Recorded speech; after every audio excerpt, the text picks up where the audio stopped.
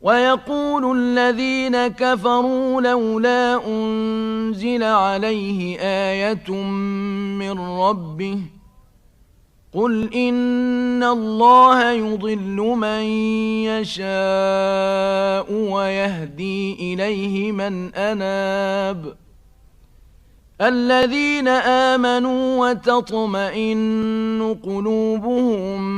بذكر الله ألا بذكر الله تطمئن القلوب